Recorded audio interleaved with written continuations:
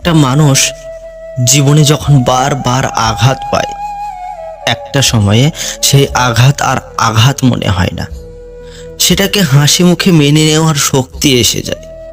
এখনকার দিনে বেশিরভাগ মানুষই নিজের ভুলগুলোকে চোখে দেখতেই পায় না, তারা শুধুই অন্যের ভুলগুলোকে দেখতে পায়।